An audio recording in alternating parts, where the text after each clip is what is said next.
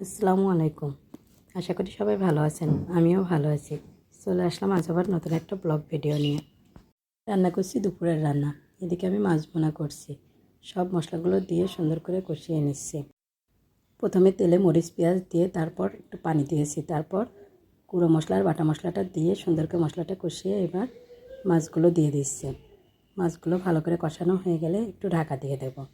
তারপর একটু নেড়েচেড়ে পানি দিয়ে দিয়েছি, দিয়ে ঢেকে রান্না করছি 5 থেকে 7 মিনিট।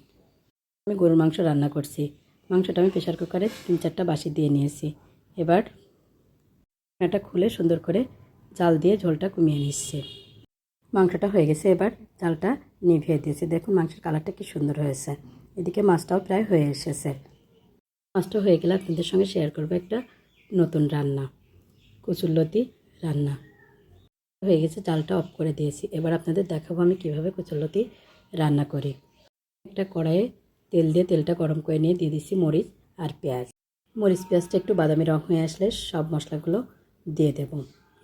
অনেকেই কচুরলতি পছন্দ করেন না, আমি যেভাবে রান্না করছি এভাবে রান্না করলে দেখবেন কচুরলতিটা অনেক টেস্টি হবে। আমি দিয়ে দিচ্ছি সরিষা আর জিরা বাটা, লবণ, হলুদ, মরিচের গুঁড়া। মশলাটা সামান্য একটু পানি দিয়ে সুন্দর করে কষিয়ে নেব যেন পুড়ে না যায়। আমি কচুরলতিটা ইলিশ মাছের মাথা দিয়ে রান্না করব। মাথাটা আগেই কেটে সুন্দর করে ধুয়ে রেখেছি।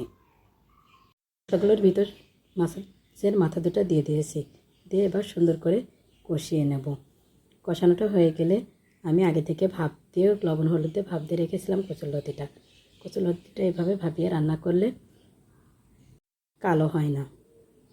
কচুরলতিটা দিয়ে মশলার সঙ্গে ভালো করে নেড়েচেড়ে মিশিয়ে নেব। তারপর দিয়ে দেব সামান্য একটু পানি, যেহেতু আমি আগে থেকে ভাপিয়ে রেখেছিলাম পানিটা বেশি লাগবে না। এবার ঢাকা দিয়ে দেব। কিছুক্ষণ ঢাকা দিয়ে রান্না করার পরে ঢাকনাটা উঠিয়ে আবার একটু নেড়ে দেব। এবার নেড়ে দিয়ে জালটা মিডিয়ামে রেখে দেব, যাতে নিচে থেকে লেগে না যায় কিন্তু ঝোলটা সুন্দর করে শুকিয়ে যায়। দেখুন এ পর্যায়ে কচুরলতিটা বেশ সিদ্ধ হয়ে গেছে, কিন্তু ঝোলটা রয়েছে। ঝোলটা মারিয়ে আমি তারপর নামিয়ে নেব। এবার তেল উঠে গেছে, তেলটা উঠে গেলেই বুঝবেন লতিটা হয়ে গেছে। লতিটা নামিয়ে নেব। দেখুন কি সুন্দর কালার হয়েছে, দেখতে অনেক লোভনীয় হয়েছে। আমার গতকালকে দুপুরের রান্নার ভিডিওটা কেমন লাগলো অবশ্যই কমেন্ট করে জানাবেন। পোলাও ভাতও রান্না করে নিয়েছিলাম। আমার ভিডিও রোজ রোজ পেতে চাইলে, নতুন নতুন ভিডিও দেখতে চাইলে ফেসবুক থেকে ফলো করে রাখবেন আর ইউটিউব থেকে সাবস্ক্রাইব করবেন। আজকের মতন এ পর্যন্ত, আবার দেখা হবে নতুন কোনো ভিডিওতে।